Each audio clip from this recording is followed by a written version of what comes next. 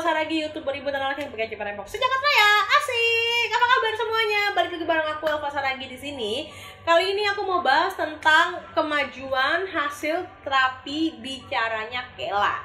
Kalau kemarin gue udah bahas tentang terapi bicara, terapi wicara gitu, kapan harus screening tumbuh kembang anak dan segala macam.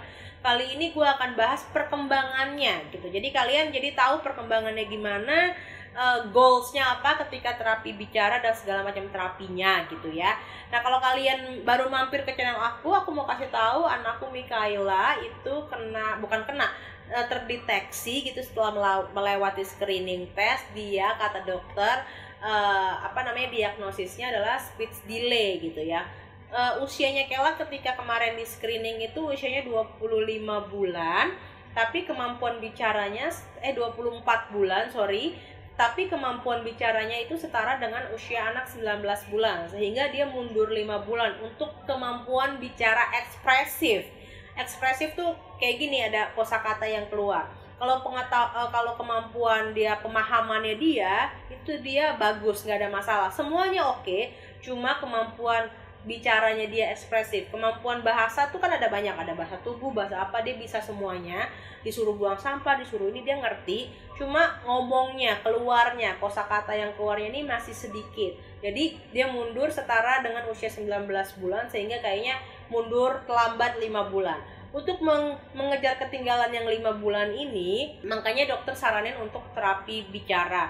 Dan gue udah pernah bahas sebelumnya, kalau memang si Kela ini sebenarnya nggak harus di terapi bicara, tapi karena dokter bilang lebih optimal kalau kita terapi bicara buat si Kela, akhirnya gue ikut dong saran dokter. Oke dok, nggak apa-apa, is oke, kita terapi bicara.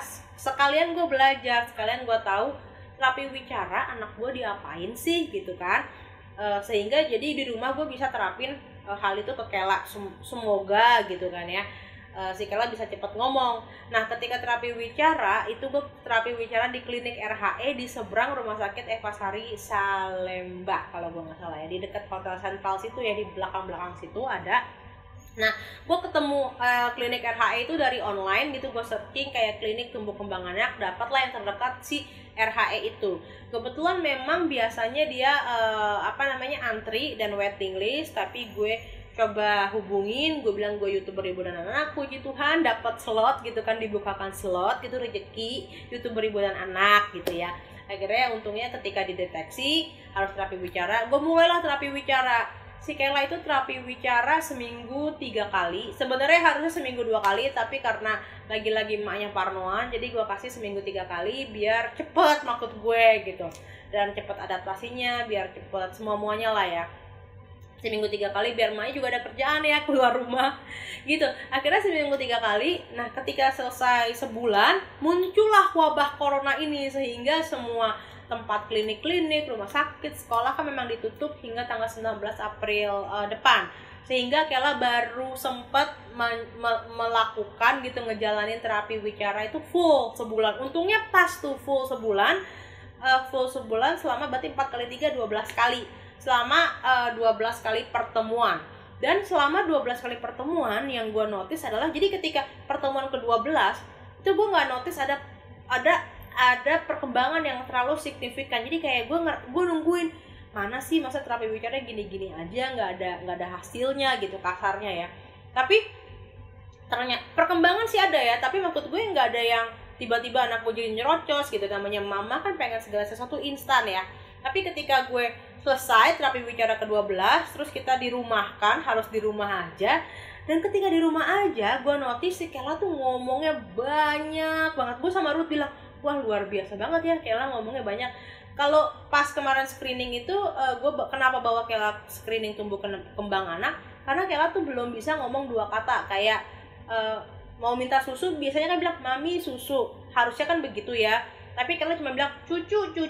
Nah kalau sekarang Kela tuh udah bisa bilang, mami susu. Kalau susunya habis, dia bisa bilang, mami susu buat. Walaupun kebalik ya, tapi maksudnya at least dia udah bisa merangkai kata, kalimat sederhana gitu. Mami susu bikin gitu, bikin lagi maksudnya gitu. Terus atau enggak, mami duduk. Aku seneng banget gitu, kayak walaupun mungkin semua 2 suku katanya itu diawali dengan kata mami, Itu jarang banget terjadi sama Kela. Biasanya dia cuma langsung perintahnya aja, duduk, susu, ayo mandi, gitu-gitu aja, cuma satu-satu kalimat aja, satu-satu kata gitu. Sekarang mami duduk, mami diri, terus mami main, ayo main, mami sana, awas, tolong, pokoknya kosakatanya banyak banget. Yang gue takjub adalah kemarin, ini bener-bener kemarin. Jadi kemarin gue tidur gitu, sebenarnya dia main, terus gue pura-pura tidur, tiba-tiba si Kela bangunin gue, mami, wake up, wah, anak gue ngomong bahasa Inggris, wake up, mami, wake up gitu. Memang ini juga salah satu masalah yang gue konsultasikan ke dokter, karena si Kela itu ngomongnya banyak bahasa Inggris. Salah gue memang memberi tontonan Kela dalam bahasa Inggris semua, makanya dia mengalami terlambat bicara karena omongan-omongan yang Kela tangkap dalam bahasa Inggris, sedangkan gue ngomongnya bahasa Indonesia gitu. Jadi kan dia otaknya tuh kayak nggak sinkron gitu diterimanya. Tapi sekarang itu luar biasa banget, dia bisa bilang mami wake up. Terus ketika dia mau main lempar-lemparan bola, dia bilang mami up. Ketika gue lagi tiduran, mami up, berdiri. Wah, pinter banget gitu ya. Terus habis itu ball, dia kalau kayak angka 1 hingga 10, 1, 2, 3, 4, 5, 6, 7, 8, 9, 10, dia tuh bisa dengan fasih 1 sampai 10 dan jelas. Kemudian warna dia juga bisa dalam bahasa Inggris. Sekarang ini udah mulai bisa dalam bahasa Indonesia, kayak kuning itu yellow itu kuning, red itu merah, dia udah bisa lumayan bisa mengenali. Biasanya semua cuma ini apa deh, warna pink. Walaupun dia pegang warna kuning, bisa dia bilang pink. Pokoknya semua warna pink buat dia. Tapi sekarang dia udah bisa yellow, pink, biru, blue, red, merah, dia putih, dia bisa. Terus kayak suara-suara kayak begini nih, gue punya buku kayak gini, dalamnya tuh ada gambar-gambar binatang ya. Dia bisa jelasin yang mana yang panda lagi ngapain, panda bobo. Nah, ini misalnya kayak ada gambar singa roar gitu, dia bisa ngomong kayak gitu. Jadi ini salah satu alat yang gue pakai untuk ngobrol sama Kela, storytelling sama Kela. Dan dia udah mulai suka baca buku. Selama ini gue beli buku, dia nggak pernah suka, nggak pernah tertarik. Sekarang dia udah suka dengan baca buku, karena ini bisa dimainin gitu loh, dia tangannya bisa dimasukin kayak gini nih gitu. Nah ini gue waktu itu beli di bazar gitu, ini warnanya warna-warni, jadi si Kela mungkin tertarik, ada gambar-gambar binatang, terus kayak meniru suara-suara binatang pun awalnya dia tahu semua dalam bahasa Inggris. Kuda itu horse, jerapah itu giraffe, krokodil. Dia kalau tunjuk buaya, ini apa deh, bisa gue tunjuk gambar buaya, krokodil, dia ngomongnya bukan krokodil sih, kayak krokodil. Ini apa, panda. Kalau beruang bear, dia tahu gitu. Nah perkembangannya yang sekarang gue notice, dia sudah bisa merangkai 2 kata. Kalau 3 itu jarang, misalnya kayak mami buat susu, mami sini main gitu-gitu. Tapi sekarang ngomongnya itu lebih banyak, lebih ekspresif. Jadi ayo main, lompat-lompat. Misalnya kayak adek gue punya anak, kita video call, ini siapa nih, baby siapa namanya, Noah. Dia udah mulai mau, oh ya, dia mulai mau ngikutin apa yang gue ngomong. Jadi kalau gue ngomong sama Kela nih, misalnya gini, Kela ini monkey, dia tuh ngikutin gue, ini monkey gitu, ini gajah, dia ngikutin kayak Beo, ngikutin apa yang gue omongin. Tapi itu adalah start awal yang baik, karena dia mau niru gitu, karena ketika nanti dia udah niru, dia udah hafal, dia tahu ada kosakata ini, besok-besok dia bisa ngomong gitu. Nah kayak sekarang kan lagi musim hujan, jadi karena lagi musim hujan, gue mandiin Kela misalnya pakai air hangat. Nah gue tanya ke Kela mandinya mau pakai air hangat atau air dingin? Anget, masak gitu, ayo mandi. Dan sekarang dia tuh belum toilet training ya, walaupun gue tahu ini terlambat, tapi ya sudah, setiap anak perkembangannya beda-beda, dan gue nggak mau ambil pusing kalau kata orang segala macam. Ya anak gue ya begini gitu ya, gue jalanin aja. Jadi dia pakai popok tetap, tapi kalau siang gue coba sekali-sekali selang-seling gue nggak pakai popok, yang pakai celana dalam aja. Terus Kela jangan pipis ya, ini cuman pakai celana aja, nanti kalau mau pipis bilang sama mami, nanti kita pipis ke kamar mandi. Bener loh, dia bilang mami pipis. Mungkin awalnya dia cuma bercanda atau main-main, atau dia nggak ngerti. Terus gue cek, enggak pipis, kalau bohong nih gitu. Akhirnya berikutnya dia ngomong pipis. Kadang gue woles aja gitu. Gue pikir dia cuma bercanda gitu. Akhirnya tiba-tiba pas pipis terus dia langsung narik tangan gue ke arah kamar mandi. Pas gue cek, iya sih dia nggak pipis, tapi begitu nyampe kamar mandi gue coba buka celana dalamnya udah basah. Tapi maksud gue dia udah mulai ngerti, udah mulai nangkep gitu ya. Perkembangannya mungkin gak langsung.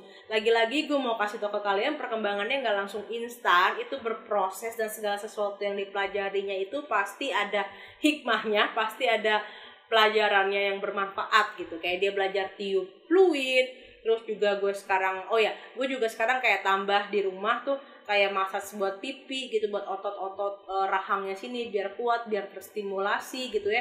Nanti ya kalau ada kesempatan lain gue coba praktekkan apa yang gue lakukan ke Kela.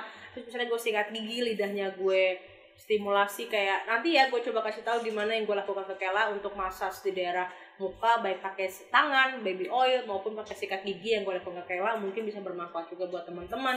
Begitu juga kalau di punduk belakang sini gue kasihin yang living Franken apa ya namanya, Frankenens atau apa ya, gue lupa namanya, tapi itu katanya bagus untuk stimulasi otak gitu ya. Katanya gue hasil googling gue, katanya itu bagus untuk speech delay gitu. Terus ketika dia tidur gue nyalain lagu Mozart Baby, gue nggak tahu ini ngefek atau enggak, tapi ya gue lakukan lah semuanya itu ya. Tapi maksudnya ketika gue tahu dia speech delay maupun enggak, memang gue udah lakukan itu, maksudnya buat menstimulasi otak supaya musikalitas anak gue tinggi. Gitu guys, jadi gue hanya mau kasih info kalau perkembangannya setelah 12 kali pertemuan sebulan itu hasilnya luar biasa, ngomongnya udah banyak.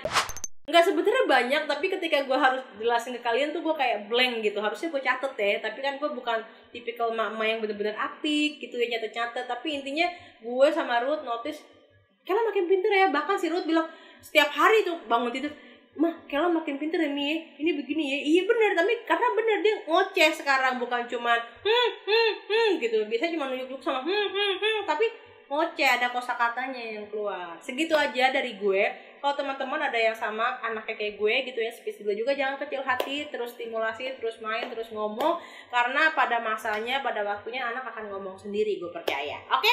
Jangan lupa di like, di komen, di subscribe, di share ke semua sosial media kalian. Jangan lupa juga di subscribe dan dinyalakan loncengnya, jadi setiap ada video aku baru up, kalian dapat notifikasi dan gak ketinggalan video aku. Jangan lupa juga di follow Instagramku @raitaelva dan di kepoin Instagramnya dan YouTube-nya @thesantaiFamily. Sampai ketemu di video aku berikutnya. Dadah guys. Mwah, mwah, mwah.